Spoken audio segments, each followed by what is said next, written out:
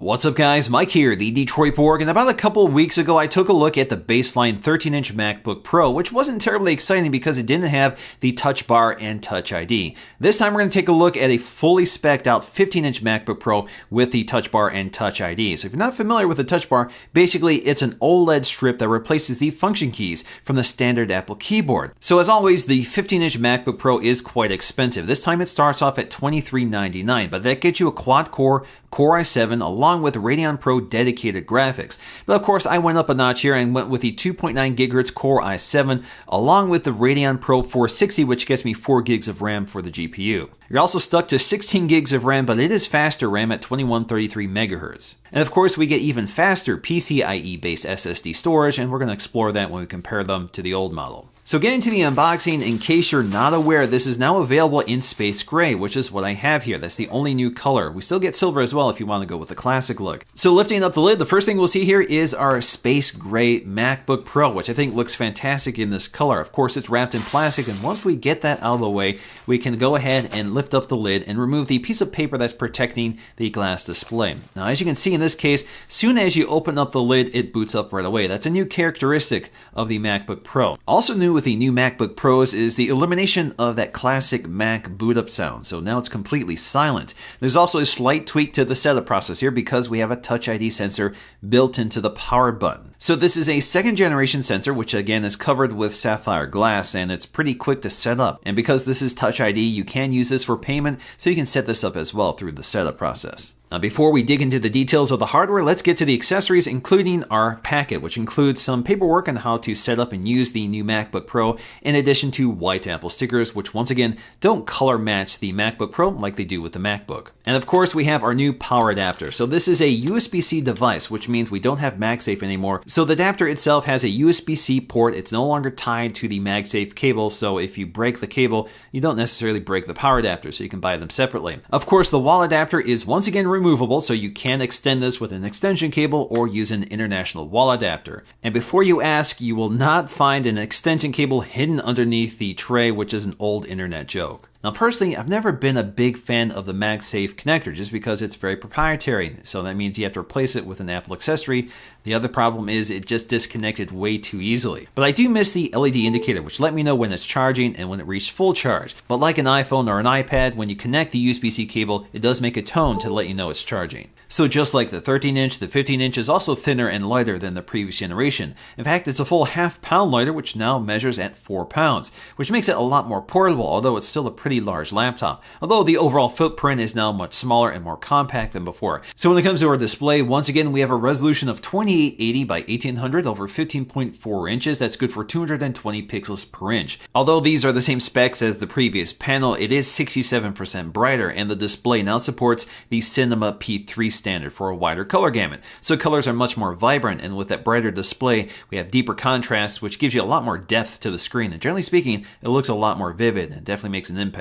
Now, something you might notice if you're an existing 15-inch MacBook Pro user is the fact that the new MacBook Pro has smaller text and smaller icons. Basically, everything has been scaled down, so you have more screen real estate. Well, they've changed the default scale for the 15-inch MacBook Pro, and you can change this if you want to go back to something you're more used to. Although we still have a very glossy display, they have improved the anti-reflective characteristics, just like on the 13-inch, so you're seeing that improvement here on the 15-inch as well. Now, once again, if you haven't heard, the backlit Apple logo has been sacrificed for this new display technology. I think that's a worthy trade-off, but of course it would be nice to have that signature feature retained. So when it comes to the keyboard, this is the same one that's also on the 13-inch. It's also the same size, which means you have all this space around it. So we have these large speaker grills on either side, and of course, we have that gigantic trackpad just below it. So this is a Force Touch trackpad, which works as it did on the previous model, but of course we have all this surface area. Now, because this trackpad is so wide, you have to rest your palms on it in order to type. But we have excellent palm rejection, just like on the 13-inch model, but it's especially important with this 15-inch model because the trackpad is even wider, so you're definitely going to be resting your palms on this while typing. So I can rest my palms on the trackpad, even lean pretty hard on them, and it doesn't register a click. So again, this is a force touch trackpad, so it replicates a physical click with a vibration motor called a taptic engine. So you're not getting a physical click, it's just a force sensor that detects whether you're pressing with your fingers or leaning on it with your palms. Now, in my previous MacBook Pro video, I talked a lot about the keyboard, which is using a second generation butterfly mechanism from the original MacBook, which this originated from. So it's a much better keyboard than that one. So if you were put off by that keyboard, this is definitely worth taking a look at. I've actually been using it for a few weeks on the 13-inch model, and I absolutely love it because it's so fast. It's got a much more solid click than the previous model, so you get a lot more feedback, so you're much more confident when striking the keys with this keyboard. And because the keys are much more solid, there's a lot less mechanical action taking up your time, so you can fly across this keyboard. So if you're a fast typer, you're going to love this one. This keyboard also has much better lighting than the previous model. Each key gets its own LED light, so there's much less light leaking, and the keys themselves are much brighter than the previous model. And incidentally, with that OLED touch bar toward the top, because it's OLED, it actually matches pretty well to the keys below it. So the colors and the lighting are very similar. Now, the new MacBook Pro looks a lot like a blown-up version of the MacBook. We have the same integrated hinge, which is milled out of the same one piece of aluminum that forms the top, which makes it look a lot neater than the previous model, which had a plastic strip here, which was part of the antenna system. Ventilation has been minimized, although you'll find ventilation hidden within the hinge of the MacBook Pro, which is now much smaller than the previous model. But unlike the baseline 13-inch MacBook Pro, we also get ventilation on the sides, which is especially important for a high-powered computer with a Core i7 processor and dedicated graphics. This is somewhat similar to the ventilation on the previous MacBook Pros, but it's a bit longer than the previous model, and the built-in fans are designed to be much quieter than previously. Of course, the big story with the MacBook Pro this year is the I/O. We've gone with all USB Type-C connectors, and on the 15-inch MacBook Pro, all 4 of them are full 40 gigs per second Thunderbolt 3 ports as well, which means they're very high-speed ports. They can power 5K displays, high-speed data transfers, and if you have the right adapter, you can use any devices on this, from HDMI, DisplayPort, SD, or USB Type-A connectors. But that's the thing, there's no way of getting around the fact that you're going to need some adapters to use this computer because not everything is using the USB Type-C connector. And like all MacBook Pros, returning once again is a 720p FaceTime HD camera with an LED indicator and an ambient light sensor. Speaker quality has also been improved slightly. It's not quite as dramatic as we saw with the updated 13-inch MacBook Pro, but it definitely sounds a bit louder with a wider range. Now, the big news with this generation really is the touch bar, which is an OLED strip at the top of the keyboard replacing the function keys. Now, the function keys are still here. They're virtual buttons this time, and they sort of move around, but they're always available. Now, the touch bar itself is OLED, so it only lights the pixels that are needed, so it does blend pretty seamlessly with the keys themselves. It's a very nice looking design. The touch bar has sort of a matte texture which matches the keys, and it's also very anti-reflective, so you won't get a lot of glare on the strip. Now, to the far right, we get our Touch ID sensor, which does have a sapphire crystal lens over top of it.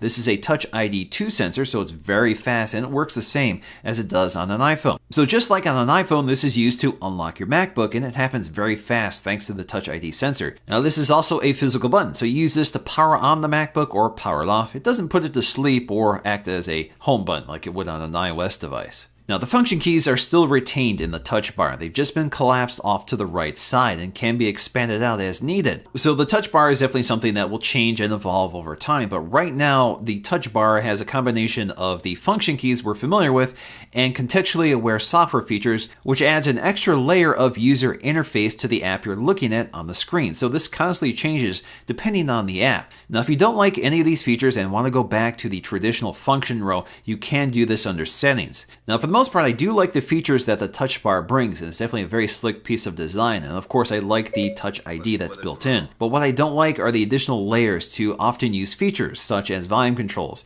I now have to bring up the volume controls to get to a slider to adjust them. I either have mute or I have to activate the slider, which is not as quick as just using dedicated keys. Of course, you get more precise control, and eventually I think you'll get more customization options, but for now it's kind of a barrier that I wasn't expecting. Now, I think a lot of people have some concerns about the escape key, and there is this extra space off to the left side, and I think that's just part of the hardware design. But even if you tap this area, it still works as an escape key, so the entire surface is still touch sensitive. So I don't think you really have to look to see the escape key. Now, the other issue is that the escape key disappears depending on what app you're looking at, but there's always an X icon there, so if you need to activate the escape key, you'll just hit the X icon, which closes out that feature and brings you back to the escape key so you can hit it again. Now, there are countless ways in which this touch bar can be used by other apps. So for example, in Final Cut Pro, you get some editing tools built right into the touch bar, which is very useful. Or if you're watching a video of any sort, either on YouTube or within iTunes, you'll actually get some media controls right up top. And they're more than just media controls. They also include shuttle controls and sliders. And that's kind of nice because that means you can interact with the video without bringing up the interface that blocks your view of it. Now, this touch bar also brings a bit of iOS to the Mac. So you'll see some autocomplete options when you're writing messages. You'll even have an emoji keyboard which you can bring up. And within that emoji keyboard, of course, you can search for the ones you want, select the category you want to browse, or long press on items to get to different options like skin color. More useful are some of the markup features, such as bolding, italicize, or underline. You can even change the layout or subject headings. You can also change the color of text, and you have a really neat interface here for that. You can change the color, the intensity, you can go with a standard color, or pick anything from a color selector. So it's kind of neat to see the keys sort of transition to these bright, vibrant colors and images. Now, less useful but kind of neat is the timeline within the Photos app. So I can scrub through all my photographs and see little thumbnails right on the touch bar itself. But I really like some of the features within Safari. So for example, I can create a new tab. I can see the open tabs with a preview of the website right on the touch bar, or I can open up any one of my favorites. The touch bar is highly customizable at the app level. So if the app supports the touch bar, if you go to View, you'll see the touch bar settings. This basically brings up an interface that allows you to drag and drop the various tools that are available for that specific app. So this allows you to drag and drop a few items, but of course you're limited here because we don't have too much real estate. You can also drag and drop to remove anything you don't want in the touch bar. So when it comes to performance, I have the most powerful version of the MacBook Pro you can buy. So this should give you a rough idea of what performance is like. Now, Apple is primarily focusing on the graphics performance here. And Apple says you should see about 130% improvement over the previous model. So that's definitely where the strength of this laptop is. Now, when it comes to the standard Geekbench test, the differences are not quite as definitive. Of course, there is an improvement with the new model, but it's not that significant. We also get much faster SSDs, well above 2000 on the read speed and near 2000 on the write speed. That's a significant improvement over the previous model. Now, the interesting thing about the new MacBook Pro is that the battery is much smaller. We go from 99.5 watt hours to 76. But Apple says it should deliver an average of 10 hours, which is an hour better than the previous model. Ultimately, there's a lot to like about the new 15-inch MacBook Pro. It's got a great design that's much more compact than before, which makes 15 inches a lot more manageable than it used to be. We have this fantastic new display, and we have that massive trackpad, which is very clever. And the touch bar definitely adds a new layer to the interface, which is genuinely useful if used right. And of course, this is something that will evolve over time as software and applications are updated to use it. And it's fantastic to finally have Touch ID for logging in and Apple Pay. But there's no getting around the fact that some Pro users are not too happy with the I/O situation. Of course, that means you're going to have to use dongles with basically every peripheral you already have today, and USB-C really isn't that ubiquitous yet. So what do you guys think of the new 15-inch MacBook Pro? I would love to know your thoughts in the comment section below. And of course, I will have the 13-inch MacBook Pro with Touch Bar and Touch ID coming in shortly, so stay tuned for those videos. Hope you guys enjoyed this one. If you did, please give it a thumbs up to let me know, and I'll see you again in the next one.